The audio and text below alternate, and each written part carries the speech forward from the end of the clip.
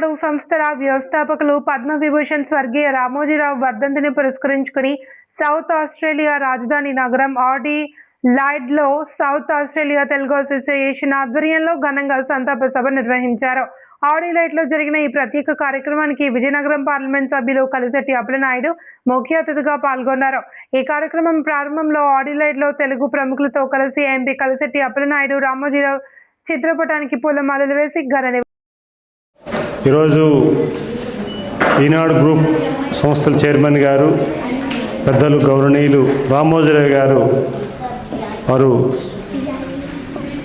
2 సంవత్సరాలు పూర్తవుతుంది వారు కాలం తీసి వారు స్వర్గస్థులయ్యారు. కానీ వారు మన మధ్యనే ఉన్నట్లుగా అనిపిస్తుంది, ఉన్నారు కూడా.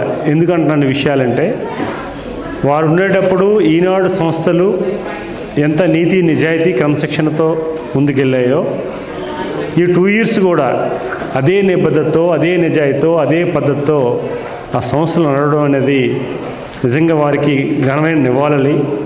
ఎందుకంటే వారు లేనప్పుడు కూడా ఒక వ్యవస్థ సృష్టించిన తర్వాత మనిషి లేనప్పుడు కూడా అది కంటిన్యూ అవ్వడం అనేది నిజమైన నివాళి అనేది నేను అనుకుంటున్నాను.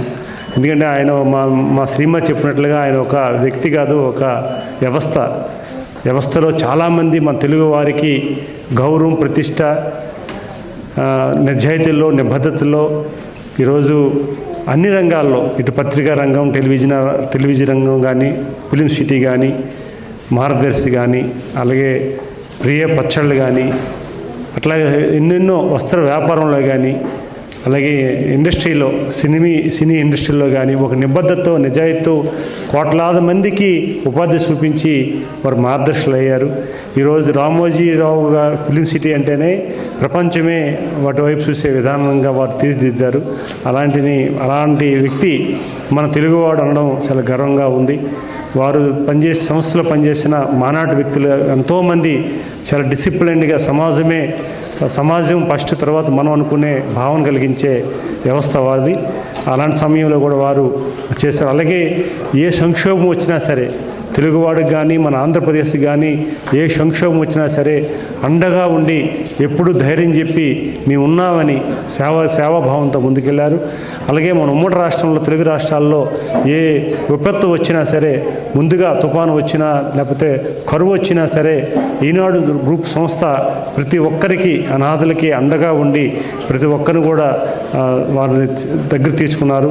అలాగే మేము కుటుంబ సభ్యులతో మేము కలిసినప్పుడు ఒకసారి వారు మనకి తుఫాను వచ్చేటప్పుడు మాకు సహానిధి ఏర్పాటు చేసినప్పుడు నేను మా కుమార్తె మా శ్రీమతి వెళ్ళేటప్పుడు మేము తను దాచుకున్న డబ్బులు 1 లక్ష రూపాయలు ఇచ్చినప్పుడు వారు చెప్పింది ఏంటంటే ఇది సమాజానికి ఇస్తుంది, ఇది అనాథులకు ఇస్తున్నది, మీరు ఇచ్చే ప్రతి రూపాయి కూడా అనాథులకు వెళ్తుంది, పేదవాడికి వెళ్తుందని చెప్పేటప్పుడు మాకు చాలా ఆనందం కలిగింది. అలాగే చాలా సందర్భాల్లో మన రాష్ట్రాలే కాదు పక్క రాష్ట్రాల్లో మన దేశంలో ఏ విపత్తు వచ్చినా ఇటు కర్ణాటక కానీ ఒరిస్సా కానీ మహారాష్ట్ర కానీ ఏ రాష్ట్రంలో వచ్చినా సరే చాలా విపత్తుల్లో వారు అండగా ఉన్నారు. అందుకే ఈరోజు భారతదేశంలోనే వారు ఒక స్ఫూర్తి అయ్యారు. గౌరవ ప్రధానమంత్రి గారు నరేంద్ర మోదీ గారు చాలా సందర్భాల్లో వారు ప్రస్తావన చేశారు వారి కోసం. ఆయన ఈరోజు భారతదేశానికి ఒక స్ఫూర్తి ప్రదాత. ఆయనకి వ్యాపారంలో నిబద్ధత ఉంది, నిజాయితీ ఉంది, జర్నలిజంలో నీతి ఉంది, సామాన్యుడికి అందుబాటులో నీతిగా ఉండే వ్యక్తి అని వారు చెప్పినప్పుడు మనకు ఆనందం కలిగింది. ఈరోజు మనం ఆస్ట్రేలియాలో ఈరోజు వారికి తెలుగు వారందరూ కూడా తెలుగు అసోసియేషన్ ఆధ్వర్యంలో అందరూ కూడా ఘన నివాళులు అర్పించడం అనేది ఒక మంచి సాంప్రదాయం. దీనిని మనస్ఫూర్తిగా స్వాగతించుకుంటూ రామోజీరావు గారు వారికి ఘన నివాళులు అర్పిస్తూ కుటుంబ సభ్యులకి మేము ప్రగాఢమైన సానుభూతి తెలియజేసుకుంటూ మనం అందరం కూడా వారి మార్గాన్ని నడవాలని తెలియజేసుకుంటూ జై హింద్.